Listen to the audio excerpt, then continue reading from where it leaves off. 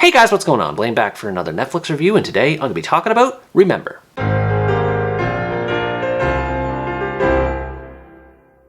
Remember is a Japanese horror movie that tells the story of Asuka Morisaki, an average timid high school student who has a hard time making friends and socializing with others. One day after school, she suddenly finds herself back at the school at night along with a group of fellow students, all of whom are being hunted by a ghost. As the group is killed off one by one, they suddenly find themselves resurrected, only to realize that they're repeating the same day over and over again. Everyone must band together to solve the mystery behind the ghost so that they can break the time loop and resume their lives again. This is one of those kinds of movies that sounds great on paper, but the execution of which leaves a lot to be desired. While it does get the job done as an entertaining gore fest of a horror flick and the atmosphere is fairly on point, it ends up getting confused as to what kind of movie it tries to be, and this makes it more disappointing to watch. The characters have pretty much zero personality aside from vague one-note traits. The main character, Asuka, is a normal student who goes to and from school, attends to her studies, and that's pretty much it. There really isn't much else to her other than that, which I found strange. I thought there were a few plot threads the movie could have taken advantage of regarding her family or her struggle with loneliness, but for whatever reason the movie never does anything with her, and instead she kind of just hangs around in the background like a wallflower while other more interesting characters are taking charge. And honestly, saying these characters are more interesting than Asuka is a bit of a stretch because they're really not much better.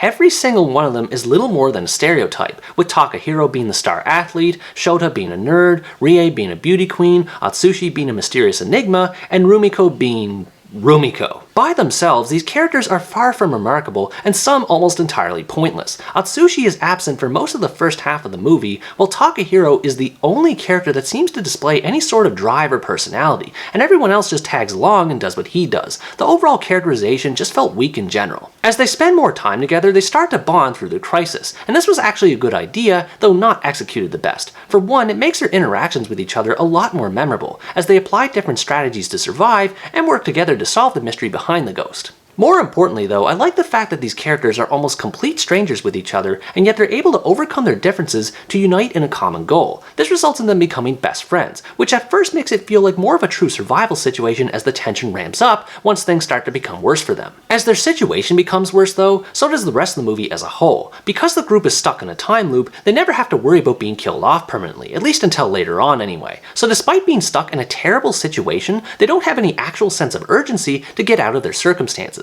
Now, I completely understand the point behind that, as the characters never have to worry about dying off forever, again until later anyway, but it's still kind of a bummer to know that there's no real stakes at play in the story, especially for a horror movie. If the characters don't care about their fate, then I don't know how I'm supposed to either. The actual horror in this movie is where it excels the most. The group has to locate the missing body parts of the spirit hunting them down and put them back in a coffin so that they can go back to living their lives, and this brings to mind some things that make the movie more fun to watch. The first is the ghost hunting them, who everyone refers to as the Red Person. Although the idea of a killer child ghost isn't new, the Red Person does come off as a genuine threat, as she doesn't just stalk and kill the group one by one, but also goes on a rampage and even transforms over time. It always felt like there was something new happening whenever it was on screen. I also kind of like what the movie was going for in terms of the mystery behind the ghost. Its origin is left intentionally vague at the beginning, so it helped to draw me in to see what more would be revealed behind it later on. The movie does lose tension with this over time as the time loop repeats multiple times, but the mystery parts still add to the variety of scenes. And speaking of variety, this leads me to talk about the movie's biggest selling point, which is the violence. The best thing about the time loop concept is that the characters have to repeat it in order to find all the missing body parts, and this means that all the characters get killed over and over and over again. That does sound kind of twisted the way I said it, but it really makes the movie work. Not only do the characters get killed repeatedly, but they die in different ways, all of which are brutal. The movie features a healthy dose of practical effects for portraying the violence as well, so as far as entertainment value goes, the movie is great. Even outside of the violence, the atmosphere is excellent and fitting for the genre it commits to. The dark blue lighting of the school and the sinister soundtrack contribute to a tense mood, as if the ghost is right behind the group wherever they go, and it's filled with plenty of creepy visuals that make things more disturbing, if not outright scary. When the movie is focused on the horror parts, it does well, and when it isn't, it becomes a boring slog to sit through. The way the characters bond with each other over time is nice at first, but it starts to get more grating as the movie shifts focus away from the mystery and it starts to become some sort of slice of life drama where the characters all hang out together,